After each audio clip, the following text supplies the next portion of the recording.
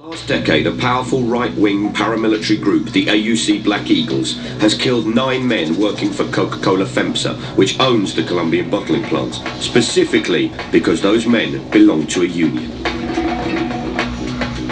In January, the Black Eagles issued this threat. The paramilitaries of Magdalena Medio, the Black Eagles, call on the terrorist Coca-Cola trade unionists to stop bad-mouthing the Coca-Cola Corporation, given that they have caused enough damage already. If there is no response, we declare them military targets of the Black Eagles, and they will be dealt with as they prefer. Death, torture, cut into pieces, coup de grace. No more protests.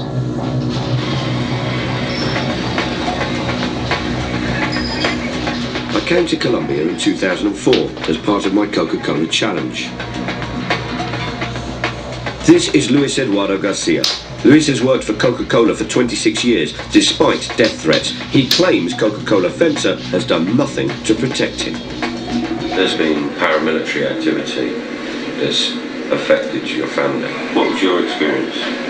En el año 2002 fui abordado. In 2002, I was delivering Coca-Cola when 2 armed men came and put a gun to my head, and they told me my time had come. The owner of the shop saved my life because he pulled my shirt and threw me into the shop. I told the company and asked them to put me in a less risky job. But Coca-Cola has done nothing to keep me alive. Colombia is a dangerous place for trade unionists. Right-wing paramilitaries murder about 200 a year, including Coca-Cola bottler employees.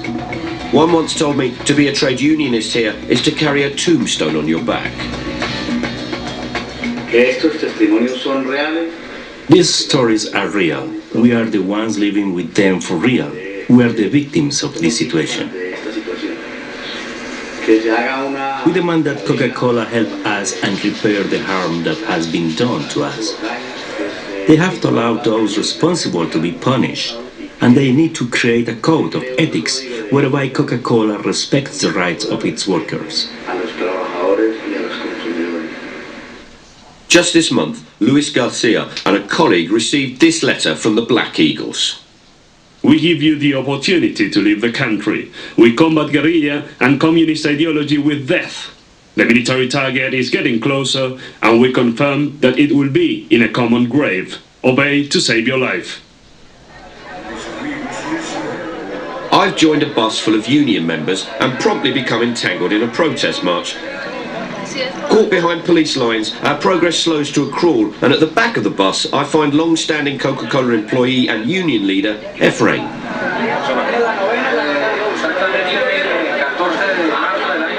In 2003, a letter was sent to our union headquarters that threatened me directly against my name. They threatened me because I belong to the union. Efrain faces constant danger. He has a bodyguard and a driver. They protected Efrain, but they couldn't protect his family. On the 19th of April 2004, 2 men turned up at my wife's family home.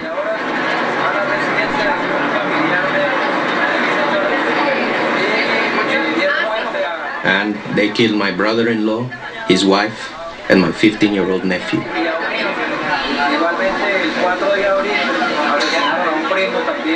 The gunmen then went to my cousin's house and shot my cousin dead.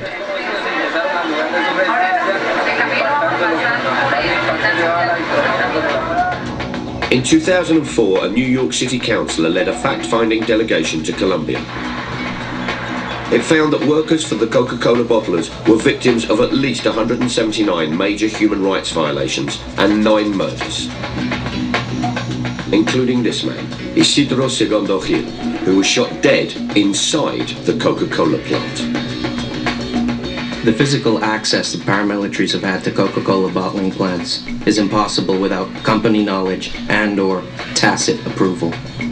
Coca-Cola's inaction and its ongoing refusal to take any responsibility for the human rights crisis faced by its workforce in Colombia demonstrates at best disregard for the lives of its workers.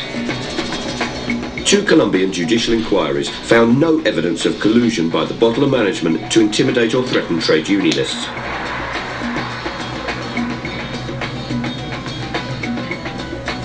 Tim Beattie, whose union, the Teamsters, represents 30,000 Coke workers, says the company is in talks over compensation for Colombian victims, but he remains critical.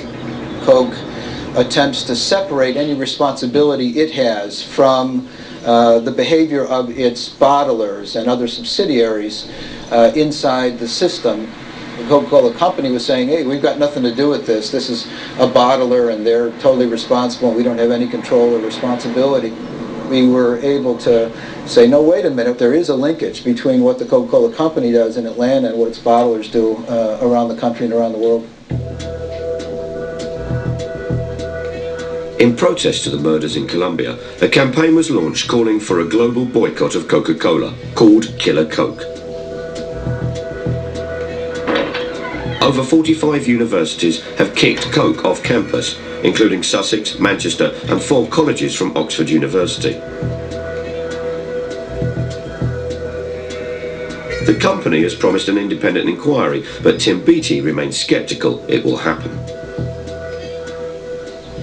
The PR folks that are in charge don't want their brand name tarnished in any way, and so if you can move it off the front page, make it something that's not so newsworthy, or confuse the topic in some way, or send it off to a next study, then this is a way for the PR people to try and avoid the challenge to the behavior of the company.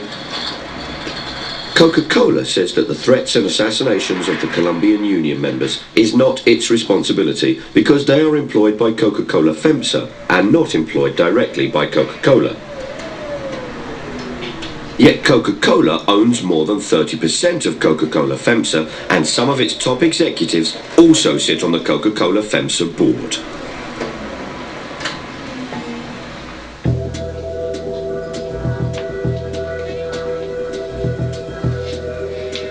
Despite denials and promises to investigate, these images haunt Coca-Cola.